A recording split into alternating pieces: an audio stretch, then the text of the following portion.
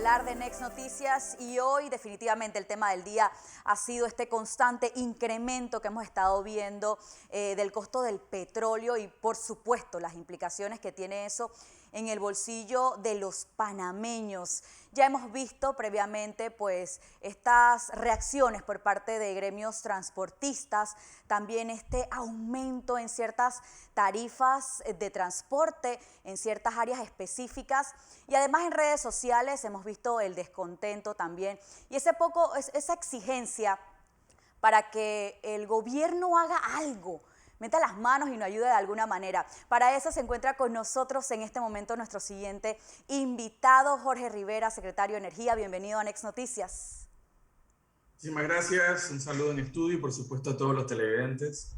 Señor Jorge, empecemos hablando de esta problemática que sí, definitivamente está ocurriendo en el exterior, pero tiene implicaciones directas en nuestro país. Hablemos de la situación en este momento, porque hemos estado viendo este incremento constante desde hace ya varios meses, incluso antes de que ocurriera este conflicto entre Rusia e Ucrania. Sí, mira, la pregunta me permite exactamente dar un poquito de contexto y aprovechar también para hacer docencia e Docencia, muy informar importante, sobre claro. estos temas a la ciudadanía. Mira, efectivamente, como tú mencionas, desde antes del conflicto de la invasión formal, ya la intervención militar de Rusia a Ucrania, desde mediados del año pasado ya veníamos en una tendencia alcista de los precios del crudo a nivel global, fundamentalmente por una razón, digamos, estructural o de mucho peso, que es el mundo en general, nuestro país también, empezó un proceso de reactivación económica importante a medida que avanzaban las vacunaciones en todo el mundo y bueno, ahí había reapertura económica. Resulta que los países productores de petróleo no pudieron acompañar esa reactivación económica suministrando el petróleo que hacía falta a la velocidad y en las cantidades que se necesitaban, a pesar de que se habían comprometido a un aumento progresivo de la producción de petróleo. Alrededor de 400.000 barriles por mes adicionales se estaban comprometiendo en este grupo, que además Rusia forma parte de este grupo, se llama OPEP más Rusia. Sin embargo, pues cuando se da, ¿por qué Rusia? Porque bueno, Rusia es el tercer productor de petróleo del mundo Correcto. y es el segundo exportador global de petróleo hacia el mundo. Así que por eso este conflicto en Rusia ha exacerbado realmente los precios del petróleo. Y además con un componente de volatilidad importante que ya venía como una característica de los mercados globales en los últimos, sobre todo desde la pandemia, ¿no? Hemos tenido unas variaciones impresionantes, por eso hablamos de volatilidad. Esta misma semana, para que los televidentes tengan una idea, el presidente Biden anunció el día martes, si mal no me equivoco, y el primer ministro de Inglaterra que ya no iban a comprarle o que iban a establecer unas restricciones a la compra de petróleo ruso. Correcto. Eso llevó los precios a $127 el barril, importante, pero asimismo esta misma semana Estados Unidos hizo algunos acercamientos con ciertos países, entre esos Venezuela, para explorar posibilidades de sustituir ese crudo ruso. Nada más con esas gestiones que se hicieron, ya el precio bajó a $107 en cuestión de 2 días, un 20%. Entonces, esa es la volatilidad que estamos viendo, pero por supuesto, imagínense, estamos hablando de precios por encima de $120 que no los veíamos, precios del barril, desde el año 2008, de julio a agosto del año 2008, no veíamos precios como este.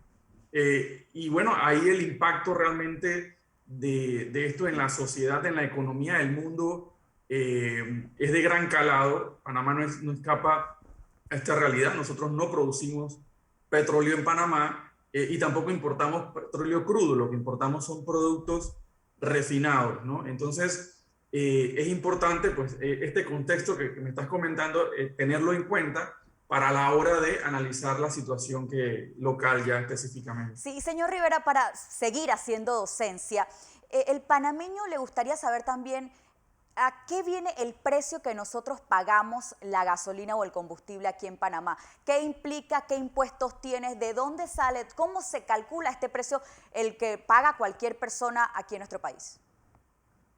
Efectivamente, mira, para no entrar en tecnicismo, ¿no? Pero a grandes rasgos, nosotros en Panamá tenemos un componente que se denomina precio de paridad de importación, que bueno, es el precio que pagamos el combustible que importamos, ¿no?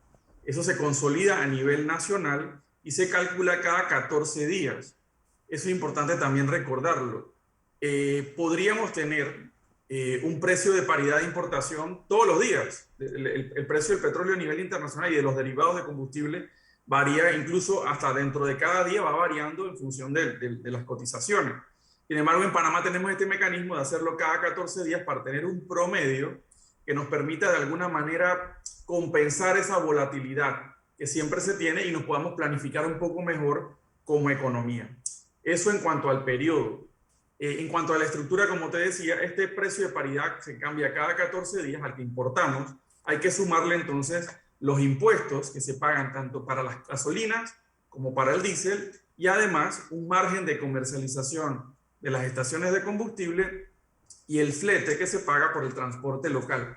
Estos son los componentes. Para darte el ejemplo y darle el ejemplo a los televidentes. El rango de los impuestos para las gasolinas son 60 centavos por galón y son 25 centavos por galón de diésel.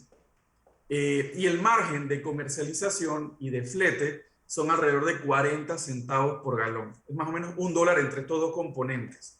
Y el resto es lo que estamos pagando, casi $5, 4 y pico, viene del precio al que pagamos a nivel internacional. Y otro dato importante que es de resaltar es que en Panamá, casualmente desde el año 2008 que tuvimos aquella crisis energética donde llegaron los precios a $147 el barril en aquella época, el gobierno en aquel momento estableció una fórmula de precio tope, cuya fórmula además tenía una vigencia por 6 meses en aquel momento mientras pasaba la crisis. Bueno, eso fue en el 2008. Al día de hoy, casi 14 años después, sigue vigente esa fórmula de precio tope. En este momento, los precios del componente local de la gasolina y los diésel que pagamos en las estaciones de gasolina no ha variado desde el año 2018. Se mantiene constante, desde el 2018 se mantiene constante. Están congelados desde el 2018 por esta regulación del gobierno. Lo que no tenemos capacidad de hacer es regular o ponerle un precio tope al precio o al costo que importamos los productos de otros países. Y ahí es importante también otro dato adicional. Según el monitoreo que hacemos de diversas fuentes de información, además hay varias páginas, incluso hasta en internet, que son públicas, Panamá cuenta en estos momentos con los costos más bajos de los combustibles promedio y del diésel de toda América, de aquellos países que no producen petróleo. Entonces es importante tener eso en cuenta porque, bueno, efectivamente es un golpe muy difícil para la economía de todos los panameños, los precios que estamos viviendo, pero es importante también entender que dentro del margen de maniobra que se tiene, se está haciendo, pues hasta ahora, se está, digamos, estirando lo más posible el achicar el impacto a través de los precios. Sí, señor Rivera, sí, por eso es tan importante hacer docencia y que usted vaya a los medios y que nos explique un poco en qué consiste esto. Y también me acaba de mencionar lo que no puede hacer. Ahora, ¿hay algo extra que se pueda hacer en este momento, aparte de esta congelación, de estos impuestos que tenemos en las gasolinas y diésel?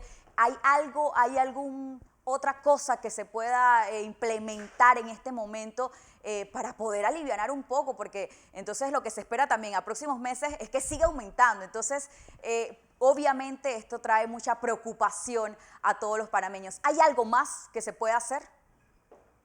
Mira, se están evaluando algunas alternativas por parte del equipo de gobierno en general, no solamente para el tema de los combustibles, en este caso, pues prioritariamente para esto, pero tenemos un fenómeno global de inflación, no solamente por el tema de los combustibles, el tema de las cadenas logísticas, etcétera. Y dentro de este equipo se están evaluando varias alternativas donde, pues, fundamentalmente tiene mucha preponderancia de las autoridades económicas del gobierno y se están evaluando algunas alternativas que no pudiéramos conversar ahora mismo, pero esperemos ya en los próximos días tal vez estar anunciando. Yo sí quiero de todas maneras aprovechar, porque se ha estado escuchando, por una parte, algunas propuestas, por ejemplo, de congelar los precios del combustible, ¿no? Y ahí aprovechamos para reiterar, los precios del combustible de los componentes locales ya están congelados, no están variando cada 14 días. Y segundo, también se han planteado, como se hizo en el año 2011 y 2012, cuando tuvimos un impacto importante de los precios de las gasolinas también en esos años, hacer algunas suspensiones temporales del cobro de los impuestos que estábamos mencionando.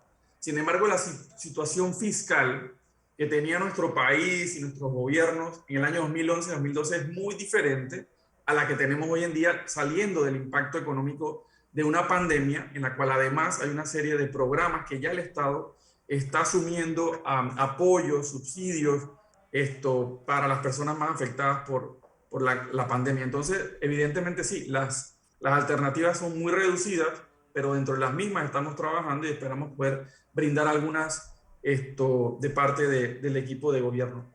No obstante, ya arrancamos en la tarde de ayer una campaña de comunicación, de sensibilización a la ciudadanía, de algunas recomendaciones, de tips que se pueden utilizar para mejorar el rendimiento de nuestros vehículos, incluso también el tema de el uso de eficiencia energética en las casas, con la energía eléctrica, etcétera, que nos permitan también pues, ahorrar dentro de las posibilidades a nivel de cada uno de los ciudadanos, ¿no? Y precisamente en los hogares, ¿se prevé ya por parte de TESA, ENSA, algún aumento en las tarifas para los días próximos?